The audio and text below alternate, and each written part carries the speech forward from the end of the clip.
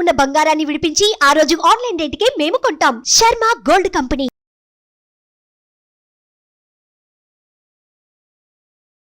నమస్కారం, welcome to Suman TV. నేను గీతాంజలి. ప్రస్తుతం మనతో పాటు ప్రణవానంద ప్రభుజీ ఉన్నారు. వారి గురించి ప్రత్యేకంగా పరిచయం అవసరం లేదు. ఎందుకు అనంటే ప్రపంచవ్యాప్తంగా వారు సంచరిస్తూ ఆ శ్రీకృష్ణ భగవానుడి లీలల గురించి అందరికీ ప్రవచనాల ద్వారా తెలియజేస్తూ ఉన్నారు. ఎంతోమంది వారి వీడియోస్ చూసి మళ్ళీ యాక్టివ్ అవటం కావచ్చు, దాంతోపాటు ఎన్నో విషయాలు నేర్చుకుంటున్నారు కూడా. ఇందులో భాగంగా ఇప్పుడు పాడ్కాస్ట్ సిరీస్లు అన్నింటిలో చూస్తూ ఉన్నాం. అయితే భక్తికి సంబంధించి ధర్మబద్ధమైన విషయాలు తెలుసుకునే విషయంలో కూడా ఒక పాడ్కాస్ట్ చేస్తే బాగుంటుందనే ఉద్దేశంతో ఈ కార్యక్రమాన్ని ప్రారంభించడం జరిగింది సుమన్ టీవీలో. ముందుగా ప్రస్తుతం జరుగుతున్నటువంటి అన్ని సమకాలీన అంశాలపైన మాట్లాడదామని, ఇప్పుడు బాగా ట్రెండింగ్గా కొన్ని అంశాలు నడుస్తున్నాయి. అది ఆ కృష్ణ భగవానుడికి రిలేటెడ్గానే చాలా వరకు ఉన్నాయి. వాటి గురించి ప్రభుజీ మాటల్లోనే విని తెలుసుకుందాం. వారికి ఆహ్వానం పలికేద్దాం. హరే కృష్ణ ప్రభుజీ, ఎలా ఉన్నారు? బాగున్నామండి, భగవంతుడి దయ. చాలా రోజులైంది, అసలు మొత్తం విశ్వవ్యాప్తంగా సంచరిస్తూ ఉన్నారు. ఆ కృష్ణ భగవానుడి గురించి, ఆయన లీలల గురించి మీరు చెప్తున్నవి కొన్ని మీ స్టేటస్ ద్వారా నేను తెలుసుకుంటున్నాను. అండ్ దాంతోపాటుగా మీ ఛానల్ ద్వారా కూడా అందరం తెలుసుకుంటూ ఉన్నాం. చాలా సంతోషం మీరు మళ్ళీ మాకు సమయం ఇవ్వటం. అయితే ఇప్పుడు లేటెస్ట్ ట్రెండింగ్ విషయాల గురించే మనం మాట్లాడుకోబోతున్నాం. ప్రస్తుతం ఎక్కడ చూసినా ఒకటే టాపిక్ అండి, అర్జునుడు బలవంతుడా లేకుంటే కర్ణుడా? రీసెంట్గా వచ్చిన ఒక సినిమా ద్వారా ఈ ఇష్యూ మళ్ళీ తెరపైకి వచ్చింది. అందులో చూపించినటువంటి కొన్ని దృశ్యాలు కావచ్చు, ఆ కథనం కానీ, అందులో ఎక్కువగా కర్ణుడే అత్యంత బలవంతుడు, అర్జునుడు అంత బలవంతుడు కాదు, కృష్ణుడు కూడా అర్జునుడికే సపోర్ట్ చేశాడు, ఇది కరెక్ట్ కాదు అని చాలామంది వాదిస్తూ ఉన్నారు. దీనిపైన డిస్కషన్లు జరుగుతున్నాయి. కర్ణుడి బలాఢ్యం గురించి, అలాగే కృష్ణుడి గురించి, అర్జునుడి గురించి రకరకాల వీడియోస్ ఇప్పుడు చూస్తున్నాం. అసలు వాస్తవం ఏంటి? భాగవతంలో అసలు ఏముంది? కురుక్షేత్రం జరిగినప్పుడు అసలు ఏం జరిగింది? యుద్ధం ఎలా జరిగింది? వీటి గురించి వివరించండి. బేసికల్గా చూస్తే ప్రశ్న అర్జునుడు గొప్పవాడా కర్ణుడు గొప్పవాడా అని. అంతే. యాక్చువల్గా చాలా మటుకు మీరు ప్రపంచంలో చూస్తే కర్ణుడే చాలా పెద్ద హీరో అని అందరూ భావన చేస్తూ ఉంటారనమాట. కర్ణుడిని చాలా సపోర్ట్ చేస్తూ దాన వీర శూర కర్ణ అని అంటూ ఉంటారు. నాకు ఈ సినిమా కాంటెక్స్ట్ అయితే తెలియదు, కానీ అపరెంట్గా ఈ క్వశ్చన్ ఎన్నో రోజుల నుంచి నడుస్తుంది. మనము మా ఛానల్లో మహాభారతానికి సంబంధించిన ఒక ప్రవచన సిరీస్ చేశాం. దాంట్లో మహాభారతంలో ఉండే ఒక్కొక్క క్యారెక్టర్ని అనలైజ్ చేశామన్నమాట. అందులో కర్ణుడి యొక్క క్యారెక్టర్ కూడా అనలైజ్ చేశాము. దానికి సంబంధించిన వీడియోలు ప్రణవానంద దాస్ యూట్యూబ్ ఛానల్లో ఉన్నాయి. అంత సమయం లేదు కాబట్టి మీకు క్లుప్తంగా చెప్తాను కర్ణుడు అంటే ఎవరు అని. ద్రౌపది వస్త్రాపహరణం చెయ్యాలి అనే ఐడియా ఇచ్చిన వాడే కర్ణుడు. ఎప్పుడైతే జూదం ఆడతారో అప్పుడు అన్నీ కూడా ఒక్కొక్కటి పెట్టేస్తారు కదా. పెట్టేసినప్పుడు ఇంకా ఏమి లేదు అని తెలిసినప్పుడు ద్రౌపదీదేవిని ఈడ్చుకొని రండి, ద్రౌపదీదేవిని కూడా అవమానించాలి అని ఐడియా వచ్చిన మహానుభావుడే కర్ణుడు. ఎవరైతే ఈ లోకంలో హీరో అనుకుంటున్నాడు. ఒక స్త్రీని నిండు సభలోకి తీసుకొచ్చి అవమానం చేసేవాడు అన్నవాడు మంచివాడా చెప్పండి ఒకసారి ప్రశ్న. మీకు ఇంకొక విషయం చెప్తాను. దుర్యోధనుడు చేసిన చెత్త పనులన్నిట్లో కూడా పక్కనే ఉండి సహాయం చేసిన వాడు కర్ణుడే. లాక్షాగృహానికి పంపించినప్పుడు, దహనం చేసినప్పుడు, మిగతా అన్నిట్లలో కూడా ఆయన ఏమి మాట్లాడకుండా మౌనాన్ని వహించారు. ఇంకో విషయాన్ని చెప్తాను, ఎప్పుడూ కూడా తన సొంత గొప్పతనాన్ని ప్రదర్శించుకోవాలి అని కర్ణుడి యొక్క భావన. ఇప్పుడు ఈ ప్రపంచంలో చెప్పండి, తన గొప్పలు తాను చూపించుకోవాలి అనుకునేవాడు మంచివాడు అవుతాడా? Nobody will like him. మీకు ఒక ఎగ్జాంపుల్ చెప్తాను. కౌరవులు పాండవులు అందరూ కూడా ద్రోణాచార్యుల దగ్గర నుంచి చదువుకున్నారు. ప్రతిసారి మనకి ఇప్పుడు చూసారనుకోండి, గ్రాడ్యుయేషన్ సెరమనీ ఒకటి ఉంది, అవునా కాదు? యాన్యువల్ డే అని అవుతుంది. యాన్యువల్ డేలో ఏం చేస్తారు, మనం సంవత్సరం అంతా నేర్చుకున్నవన్నీ కూడా ప్రజెంట్ చేస్తారు. డాన్స్ లో కానీ ఆర్ట్స్ లో కానీ వాళ్ళు చేసుకున్నారు. అయితే వీళ్ళిద్దరు పాపం చదువుకున్నారు ద్రోణాచార్యుల దగ్గర నుంచి. వాళ్ళ గ్రాడ్యుయేషన్ సెరమనీలో వాళ్ళు ఏదో ఇది చేస్తుంటే యాన్యువల్ డే మధ్యలోకి దూరిపోయి, గ్రాడ్యుయేషన్ సెరమనీలో దూరిపోయి, నేను అందరికంటే గొప్పవాడిని, నేను అర్జునుడి కంటే గొప్పవాడిని అని ఈయన బల ప్రదర్శన చేయడం స్టార్ట్ చేశారు. అయితే అయ్యా, ఇది బల ప్రదర్శన చేసే కార్యక్రమం కాదు, మా పిల్లలు మా గురుకులంలో మా స్కూల్లో ఏం నేర్చుకున్నారో ఒకళ్ళనొకళ్ళు చూపిస్తూ ఉన్నారు అని చెప్పినా సరే నేను యుద్ధం చేస్తా అనగానే ద్రోణాచార్యులు అన్నాడు, అసలు నువ్వెవరివి యుద్ధం చేయడానికి? నీకు అర్హత లేదు, పో అని చెప్పారు. ఎందుకంటే వెన్ ఏ పర్సన్ ఆయన యొక్క గొప్పతనాన్ని ప్రూవ్ చేసుకోవాలి, ఎక్కడ Hmm. Out of context place. అదే నువ్వు యుద్ధంలో గొప్పతనాన్ని ప్రూవ్ చేసుకో ఏమైంది, అలా కాకుండా నేను ఇక్కడే ప్రూవ్ చేస్తా అందరికంటే గొప్పవాడిని అని అనుకునే మనస్తత్వం కర్ణుడి.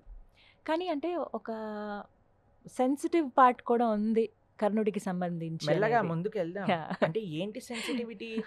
శ్రీని అవమానం చేయటం సెన్సిటివిటీయా, Hmm. లేదా ఇక్కడ బల ప్రదర్శన చేయటం సెన్సిటివిటీయా? సరే, చాలా గొప్ప ఫ్రెండ్ అండి, అలాంటి Hmm. ఫ్రెండ్ ఇంకొకటి అవును. లేడు అని అంటారు. స్నేహానికి గుర్తు వాళ్ళిద్దరే అంత అంటారు. గొప్ప మహాభారత యుద్ధం దగ్గరకు వచ్చేసాక కర్ణుడు అంటాడు, భీష్ముడు ఉంటే నేను నీకు హెల్ప్ చేయను. Hmm. నిజంగా ఫ్రెండ్ అంటే, నిజంగా దుర్యోధనుడి యొక్క మంచి కోరేవాడంటే పర్సనల్ ఈగో ఎందుకు కర్ణుడికి? Hmm. భీష్ముడు ఉండే అన్ని రోజులు నేను యుద్ధం చెయ్యను అని చెప్పి ప్రతిజ్ఞ చేశాడు. Hmm. భీష్ముడు ఎప్పుడైతే అంపశయ్య పైకి వచ్చేస్తారో అప్పుడు కర్ణుడు వస్తాడు యుద్ధం చేయడానికి. అప్పటి వరకు కర్ణుడు రాడు, తెలుసా మీకు? ఎందుకని కారణం ఆయన ఏంటి? ఈగో, భీష్ముడు ఉంటే నేను రాను అని. Hmm. భీష్ముడు ఎంత వాడండి కర్ణుడు ముందు? భీష్ముడు ఎంత మహానుభావుడు, పితామహుడు భీష్ముడు. Hmm. అటువంటి ఆయన ఉంటే నేను రాను అని ఇంత చిన్న పిల్లవాడు వీడు ప్రతిజ్ఞ చేసి అంత గర్వము ఆ కర్ణుడి లోపల ఉంది. Hmm. మీకు ఇంకొక విషయం చెప్తాను. ఎప్పుడైతే ద్రౌపది వస్త్రాపహరణం జరుగుతుందో Hmm. విదురుడు చెప్తారు ఇది తప్పు, ఇలా చేయకూడదంటే విదురుని తిడతాడు కర్ణుడు. Hmm. విదురుడు ఎంత మహానుభావుడో, ధర్మాత్ముడో, జ్ఞానవంతుడో, Hmm. ఎంత వృద్ధుడో మనకి తెలుసు. మహాభారతంలో కృష్ణుడు దుర్యోధనుడి ఇంటికి వెళ్లకుండా విదురుడింటికి వెళ్తాడు. వెళ్తాడు. అవును. విదురు పెట్టిన అట్టి పండ్ల తొక్కలను స్వీకరిస్తారనమాట తింటాడు. కృష్ణుడు. ఆయనకు అంత ప్రేమతో పెట్టాడు కాబట్టి. Hmm. అటువంటి భక్తుడిని కూడా తిడుతూ ఉంటాడు. ఆయనకి పెద్దలంటే లెక్కలేదు. Hmm. ఆయన మహాభక్తుడు, మహా స్నేహితుడు అని అంటే, స్నేహితుడు అన్నప్పుడు Hmm. అంత పెద్ద స్నేహం చూపించుకునే ఆపర్చునిటీ వచ్చినప్పుడు నేను యుద్ధం చేయ భీష్ముడు ఉండే వరకు అని ఈగోని మధ్యలోకి తీసుకొచ్చాడు. Hmm. సరే అయ్యా, ఆయన చాలా మంచి క్యారెక్టర్ ఉన్న వ్యక్తి అంటే ద్రౌపదిని తీసుకొచ్చి వస్త్రాలు చింపేయండి అని ఆదేశం చేసిన వ్యక్తి. Hmm. ఎక్కడ మీకు కర్ణుడిలో మంచితనం కనిపిస్తుందండి? Hmm. తర్వాత ఎక్కడ ఇంకో మంచితనం విషయం, అనేది లేదంట. అర్జునుడు చాలా గొప్పనా బలంలో, కర్ణుడు చాలా గొప్పనా? ఆ. మీకు ఒక విషయం చెప్తాను. పాండవులందరూ కూడా అరణ్యవాసంలో ఉన్నప్పుడు కొంతమంది గంధర్వులు యుద్ధం చేయడానికి వస్తారు. Hmm. ఆ గంధర్వులని అర్జునుడు ఓడిస్తాడు. Hmm. కర్ణుడు ఆ గంధర్వుల చేతిలో ఓడిపోతారు. ఓ కొన్ని కర్ణుడు facts ఆ తెలీదు గంధర్వుల యొక్క చేతిలో ఓడిపోయాడు. బయటికి. Hmm. అర్జునుడు ఆ గంధర్వులను గెలిచారు. అంటే ఎవరు బలశాలి చెప్పండి? అర్జునుడే. అర్జునుడే బలశాలి కదండి. ఇంకొక ఎగ్జాంపుల్ చెప్తాను మీకు. Hmm. ఎప్పుడైతే కౌరవులు పాండవుల మధ్యలో వాళ్ళు చదువుకోవటం అయిపోతుందో ద్రోణాచార్యులను అడుగుతారు, అయ్యా నీకేం కావాలి గురుదక్షిణగా అంటే, నాకు ద్రుపదుడి యొక్క రాజ్యం కావాలి, ఎందుకంటే వాళ్ళకి వీళ్ళకి గొడవ ఉందన్నమాట. Hmm. నాకు ద్రుపదుడి రాజ్యం కావాలన్నప్పుడు కౌరవులందరూ బయలుదేరినప్పుడు అక్కడ కర్ణుడు కూడా వాళ్ళతో పాటు యుద్ధం చేయడానికి వెళ్ళాడు. కానీ ఓ. ద్రుపదులు వాళ్ళందరినీ పూర్తిగా ఓడించేస్తారు. Hmm. కానీ పాండవులు వెళ్ళినప్పుడు ఆ ద్రుపదుడి యొక్క రాజ్యం తీసుకొచ్చి ద్రోణుడికి ఇస్తారు. Hmm. కాబట్టి ద్రుపది చేతిలో ఓడిపోయాడు కర్ణుడు, Hmm. కానీ ద్రుపదుడిని గెలిచాడు అర్జునుడు. Hmm. ఇప్పుడు చెప్పండి ఎవరు గొప్ప?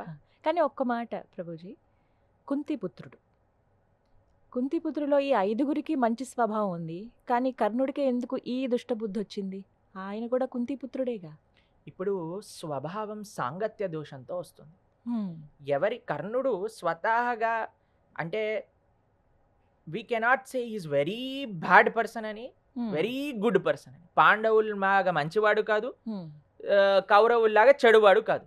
కానీ he made a wrong choice of being in the wrong side. అంటే ముందు ఆయన మంచివాడే. మంచివాడు కాదు. మంచివాడు ఉంటే ఇలాంటి చెడు ఆలోచనలు ఎందుకు వస్తాయండి? Hmm. ఎంట్రీనే బల ప్రదర్శనతో ఆయన ప్రైడ్ చూపించుకోవడానికి వచ్చాడు. చూపించాలనుకుంటా. కానీ కొన్ని మంచి విషయాలు కూడా ఉన్నాయి. కానీ at the end he displeased everybody. Hmm. చివరికి అందరినీ వాళ్ళ గురువులందరూ శాపాలు పెట్టారు ఆయనకి, Hmm. నువ్వు నేర్చుకున్న విద్య నీకు రాదు. కానీ అదే విధంగా అర్జునుని చూసారనుకోండి, Hmm. ఎక్కడైనా అర్జున కర్ణ Hmm. ఒక స్త్రీని అవమానించమని కర్ణుడు చెప్తే, అర్జునుడు ఇంద్రలోకాల్లో ఉన్నప్పుడు ఒక అందరికంటే సుందరమైన అప్సరస వస్తుంది, అయ్యా నన్ను పెళ్లి చేసుకో అంటే, Hmm. లేదమ్మా నువ్వు నాకు తల్లితో సమానము అని స్త్రీని గౌరవించిన వ్యక్తిత్వం కలిగిన వాడు అర్జునుడు. Hmm. ఎప్పుడు కూడా పరులకి సహాయం చేయటంలో నెంబర్ 1. Hmm. ఈగో అనేది ఒక స్లైటెస్ట్ టింజ్ కూడా అర్జునుడి దగ్గర లేదండి. ఎందుకంటే మహాభారత యుద్ధం స్టార్ట్ అయ్యే ముందు ఆయన అంటారు, అయ్యా వీళ్ళు నాతో యుద్ధం చేయాలనుకుంటున్నారు, కానీ నేను నా బంధువులతో, నా గురువులతో, నా స్నేహితులతో యుద్ధం చేయాలనుకోవట్లేదు, నేను అడుక్కొనైనా జీవిస్తా అని వెనకాలకి వెళ్ళిపోయే సున్నితమైన స్వభావం కలిగిన వాడు అర్జునుడు. Hmm. ఎక్కడ అర్జునుడికి ఇంకా కర్ణుడికి మనము పొంతన పెడతామండి? మీకు విషయం చెప్పాలా? Huh. అర్జునుడి పైన రివెంజ్ తీసుకోవడానికి తక్షకుడు అనే ఒక సర్పము Hmm. కర్ణుడి యొక్క బాణతూణీనంలోకి వచ్చేసి నన్ను ఉపయోగించు నేను చంపేస్తా అర్జునుడిని అని ప్రయత్నం చేస్తే నువ్వేంటి నాకు సహాయం చేసేవాడి, నీ సహాయం తీసుకునేంత వాడిని కాదు, నేనే గొప్పవాడిని అని ఆ అస్త్రాన్ని కూడా ప్రయోగించలేదన్నమాట వీడు. అంత ఈగో కలిగిన వాడు అనమాట కర్ణుడు. మామూలు ఈగోయిస్టిక్ పర్సనాలిటీ కాదు, ఎక్స్ట్రీమ్లీ ఈగోయిస్టిక్ పర్సనాలిటీ. కానీ మేము అంటే పిక్చర్లో చూసినంత వరకు అయితే ప్రభుజీ, కర్ణుడు బాణం వేసినప్పుడు రథాన్ని కృష్ణుడు నడుపుతున్నాడు అనే సంగతి అందరికీ తెలుసు. అర్జునుడు ఉన్నాడు, పైన ఆంజనేయ స్వామి ఉంటారు జెండాలో. ఇచ్చినది వరమేమో ఇంద్రుడు ఇచ్చినటువంటి రథం. ఇంతటి బలంగా ఉన్నది, ఎంత శక్తివంతమైనది కూడా కర్ణుడు వేసిన బాణానికి 2 అడుగులు వెనక్కి వెళ్ళిపోతుంది. అంటే నిజంగా కర్ణుడు బలవంతుడే కదా అర్జునుడి కన్నా అని అనుకోనే విధంగా అక్కడ సీన్ అది మనం చూసాం. కానీ అది ఎంతవరకు నిజంగా అలా జరిగిందా? ఒకవేళ అనుకుందాం, ఇందాక మీకు 2 ఉదాహరణలు చెప్పాను, ద్రుపదుడిది, గంధర్వులది. అది కాకుండా సపోజ్ ఒక హైపోథెటికల్గా కర్ణుడే చాలా గొప్పవాడు, ఈ అర్జునుడి కంటే చాలా బలం కలిగిన వాడు అనుకుందాం. బలం ముఖ్యమా, మనకి క్యారెక్టర్ ముఖ్యమా? ఇప్పుడు చాలా పెద్ద మేధావి ఆటం బాంబ్ తయారు చేశాడు అనుకోండి, ఆటం బాంబ్ తయారు చేసిన మేధావి మనకి ముఖ్యమా, లేదా ఒక చిన్న రైతు ఎవరైతే శాంతియుతంగా జీవనించడానికి ఒక శాంతి మెసేజ్ ప్రస్తావన చేసేవాళ్ళు గొప్పవాడా? చదువు బలము గొప్పది కాదండి, ఆ చదువు బలంతో నువ్వేం చేస్తున్నావు అనేది గొప్పది. విద్య వినయేన శోభతే అని అంటారు. వినయం కావాలి at the end of the day. ఏదైతే కర్ణుడికి లేదో వినయం, కానీ అర్జునుడికి వినయం ఉంది. శక్తివంతం అయితే ఇప్పుడు చూడండి, మనం ఎవరైనా పిల్లలకి కర్ణ అనే పేరు పెట్టడం చూసారా మీరు ఎప్పుడైనా?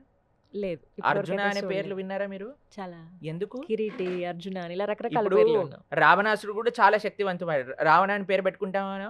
హిరణ్యకశిపు, కంసులు కూడా చాలా శక్తివంతమైన వాళ్ళు, వాళ్ళ పేర్లు పెట్టుకుంటామా?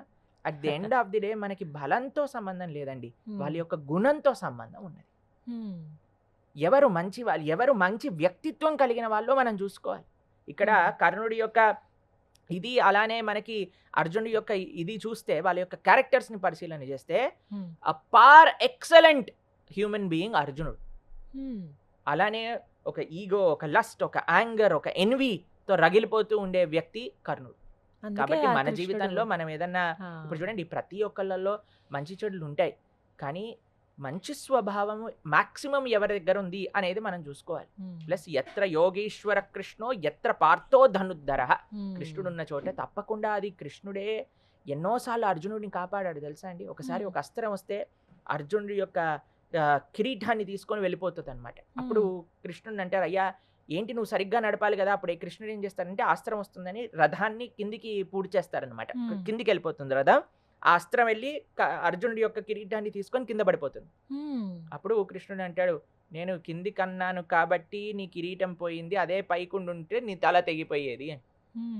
ఎప్పుడైతే మహాభారత యుద్ధం అయిపోతుందో అర్జునుడు దిగిపోతాడు. ఫస్ట్ అర్జునుడిని దిగమంటారు కృష్ణుడు. ఎప్పుడైతే కృష్ణుడు దిగిపోతాడో ఆ రథం మొత్తం కూడా కాలిపోతుంది అనమాట. ఇన్ని రోజులు నేను ఆపి పెట్టాను అని చెప్తాడు కృష్ణుడు. కాబట్టి ఎటువంటి పరిస్థితిలో కూడా అర్జునుడిని రక్షించింది కృష్ణుడే. పార్థసారథిగా కృష్ణుడే తన భక్తుని రక్షించుకున్నాడు. కృష్ణుడు ఎంత దూరమైనా తన భక్తుని రక్షించుకోవడానికి వెళ్ళగలుగుతాడు. దీనే భీష్మ పితామహులు అంటారు, కృష్ణుడు ప్రతిజ్ఞ చేశాడు నేను ఏ అస్త్రాన్ని పట్టుకోనని, కానీ అర్జునుడి పైన నేను బాణాలు వేస్తుంటే ఆ రథం మీద నుంచి దుంకేసి ఆ రథ చక్రం పట్టుకొని నా పై నుంచి పరిగెత్తుతూ తన భక్తుని కాపాడుకోవాలి అనే ఒక నిష్ట చూపించిన కృష్ణుడు నాకు ఎప్పుడు గుర్తూస్తూ ఉండాలి అని భీష్ముడు ప్రార్థన చేస్తాడు.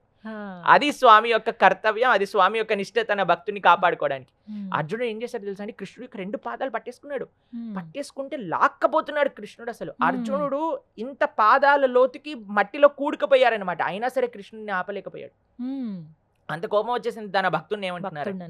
కానీ చిట్ట చివరికి చాలా మంది అంటారు, ఏదో మోసం చేయించి తన రథ చక్రాన్ని తీసేటప్పుడే కృష్ణుడు బాణం ఏమన్నాడు కాబట్టి ఇది మోసము అని అంటారు. ఇప్పుడు చూడండి, ఆ శాపాలన్నీ కూడా అర్జునుడు ఏమీ ఆ శాపాలని ప్రేరేపించలేదు. కర్ణుడికి ఆల్రెడీ ఉన్నాయి ఆ శాపాలన్నీ.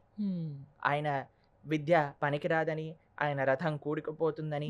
ప్లస్ మీకు ఇంకో విషయం చెప్తాను, ఎన్నోసార్లు నిస్సహాయ స్థితిలో అందరినీ ఇబ్బంది పెట్టడానికి చూసిన కర్ణుడిని టిట్ ఫర్ టాట్ అని యుద్ధ విద్యలో ఉంటుందండి. ఏదైతే చేశారో దాన్ని మళ్ళీ వెనకాలే చేయడం, ముళ్ళుని ముళ్ళుతోటే తీయాలి అని అంటారు కదా. ఆ విషయాన్ని కృష్ణుడు ఆ కర్ణుడితో చెప్పారు. నువ్వు ఇప్పటి వరకు చేసిన పనులు ఇవి, దీంట్లో ఏదన్నా ధర్మం ఉందా, నువ్వు ఇప్పుడు ధర్మాన్ని ప్రశ్నించడానికి అని చెప్తాడు. అప్పుడు అర్జునుడు కూడా ఏం మాట్లాడలేకపోయాడు, ఎందుకంటే వాడు చేసింది అధర్మం అని కర్ణుడికి తెలిసింది కాబట్టి కర్ణుడు కూడా ఏం మాట్లాడలేదు. అర్జునుడిని బాణం ఏమన్నాడు, ఆ కర్ణుడి యొక్క స్టోరీ సమాప్తం అయిపోయింది, ముగిసిపోయింది. కాబట్టి మనకి ఒక్క బేసిక్ ఫౌండేషన్ ఏంటి మన శాస్త్రంలో అర్థం చేసుకోవాల్సింది అంటే, భగవంతుడు ధర్మాన్ని ఆచరించటం కాదు, భగవంతుడు చెప్పింది ధర్మం అవుతుంది. ధర్మస్తు సాక్షాత్ భగవత్ ప్రణీతం.